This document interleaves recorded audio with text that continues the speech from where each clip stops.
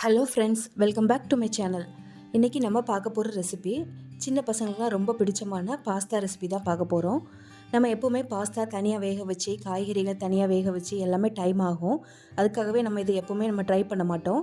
ஆனால் நம்ம இன்றைக்கி ஒரு 5 நிமிஷத்தில் குக்கரில் எப்படி குயிக்காக செய்கிறதுங்கிறத பார்க்க போகிறோம். இது டேஸ்ட்டுமே நம்ம நார்மலாக எப்படி செய்வோமோ அதை விட ரொம்ப சூப்பராகவே இருக்கும். நீங்கள் இந்த மாதிரி குக்கரில் ஒரு வாட்டி ட்ரை பண்ணி பார்த்தீங்கன்னா கண்டிப்பாக பசங்க கேட்கும் போதெல்லாம் டக்குன்னு செஞ்சு கொடுப்பீங்க. வாங்க இப்போ இந்த பாஸ்தா எப்படி குக்கரில் செய்கிறதுங்கிறத பார்க்கலாம். அதுக்கு நம்ம இன்றைக்கி குக்கரில் கொஞ்சமாக எண்ணெய் ஊற்றிக்கோங்க. ஒரு 3லேருந்து 4 டேபிள் ஸ்பூன் அளவுக்கு எண்ணெய் ஊற்றிக்கலாம். நீங்கள் எண்ணெய்க்கு பதிலாக பட்டர் கூட சேர்த்துக்கலாம். இப்போ எண்ணெய் சூடானதும் 1 ஸ்பூன் அளவுக்கு சீரகம் சேர்த்துக்கோங்க. இப்போ இது கூடவே கட் பண்ணி வச்சுருக்க பூண்டும் பச்சை மிளகாவும் சேர்த்துக்கோங்க. இதுக்கு நம்ம இஞ்சி சேர்க்கணும்னு அவசியம் இல்லை, பூண்டு தான் ரொம்ப முக்கியமானது. அதனால் பூண்டும் பச்சை மிளகாவும் சேர்த்துக்கோங்க. சேர்த்துட்டு இந்த ரெண்டும் நல்லா பொரிஞ்சு வரட்டும். ரொம்ப கருக விட்டுறாதீங்க, லைட்டாக நமக்கு பொரிஞ்சால் போதும். இப்போ இது ரெண்டும் நல்லா பொரிஞ்சு வந்ததுக்கப்புறமா நம்ம கட் பண்ணி வச்சுருக்க வெங்காயத்தை சேர்த்துக்கலாம். வெங்காயம் இந்த மாதிரி சின்னதாக கட் பண்ணி சேர்த்துக்கோங்க. அப்போ தான் நமக்கு சீக்கிரமாக வதங்கி வரும். இப்போ இந்த வெங்காயத்தை சேர்த்ததுக்கப்புறமா லைட்டாக கலந்து விட்டுருங்க. இப்போ இந்த வெங்காயம் நல்லா ப்ரௌனாக வெந்து வரணும் அப்படிலாம் அவசியம் இல்லை, ஒரு கண்ணாடி பதம் வர அளவுக்கு வெந்தால் போதும். இப்போ பாருங்கள், ஒரு 2 நிமிஷத்தில் நல்லாவே நமக்கு நல்லா வதங்கி வந்திருக்கு வெங்காயமும். இப்போ இது கூட நம்ம கட் பண்ணி வச்சுருக்க தக்காளி சேர்த்துக்கலாம். தக்காளியும் நல்லா ஃபைனாக சாப் பண்ணி எடுத்துக்கோங்க.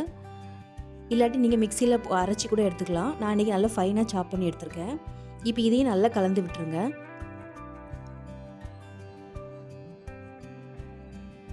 இப்போ இந்த தக்காளி கொஞ்சம் மசிஞ்சு வரட்டும். அந்தளவுக்கு ஒரு நிமிஷம் அளவுக்கு மட்டும் நம்ம வதக்கினா போதும். இப்போ பாருங்கள், ஒரு நிமிஷம் ஆயிருக்கு. தக்காளி ஓரளவுக்கு நமக்கு மசிஞ்சு வந்திருக்கு. இப்போ இந்த சமயத்தில் நம்ம கட் பண்ணி வச்சுருக்க காய்கறிகளை சேர்த்துக்கலாம். நான் இன்றைக்கி பாஸ்தாவுக்கு கேரட், பீன்ஸ், அப்புறம் குடமிளகாய் சேர்த்துருக்கேன். சேர்த்துட்டு இதையும் ஒரு வாட்டி கலந்து விட்டுருங்க. காய்கறிகள் உங்கள் விருப்பம் தான், எவ்வளோ நாளும் சேர்த்துக்கலாம். இப்போ நிறைய காய்கறி சேர்க்கறதுனால பசங்களுக்கு ரொம்ப ஹெல்த்தியானதாக ஒரு பாஸ்தாவாக தான் இருக்கும். இப்போ இது கூட ஒரு கைப்பிடி அளவுக்கு பச்சை பட்டாணி சேர்த்துக்கலாம். உங்கள்கிட்ட ஸ்வீட் கார்ன் இருந்தால் கூட அதை கூட இதில் சேர்த்துக்கலாம், ரொம்ப நல்லாயிருக்கும். இப்போ இதையும் ஒரு வாட்டி நல்லா கலந்து விட்டுக்கோங்க.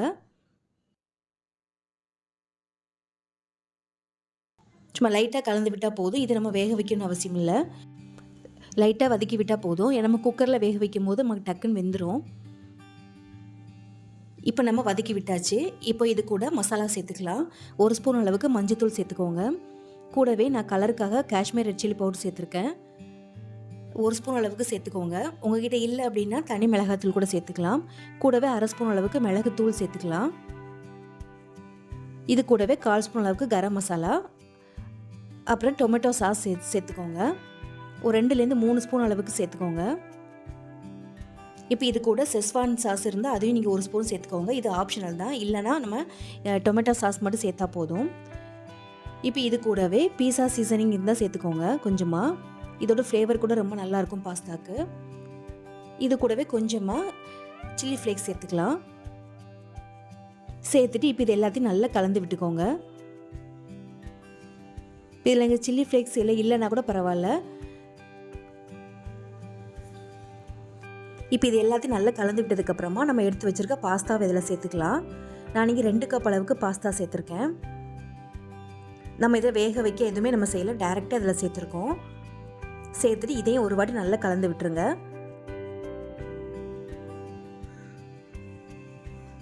இதே மாதிரி நீங்கள் செய்யும்போது வேகாது அப்படின்லாம் நீங்கள் பயப்பட தேவையில்ல, நமக்கு சூப்பராகவே நல்லா வெந்து வந்துடும். இப்போ இந்த பாஸ்தாவுக்கு தேவையான அளவுக்கு நம்ம தண்ணி சேர்த்துக்கலாம். நம்ம 2 கப் அளவுக்கு பாஸ்தா சேர்த்துருக்கோம், அதுக்கு நீங்கள் 2 கப் அளவுக்கு தண்ணி சேர்த்துக்கோங்க, கரெக்டாக இருக்கும். நமக்கு குழஞ்சும் வராது, நல்லா வெந்து வந்துடும். பாருங்கள், நான் 2 கப் அளவுக்கு தண்ணி சேர்த்துருக்கேன். இப்போ இதையும் ஒரு வாட்டி நல்லா கலந்து விட்டுருங்க.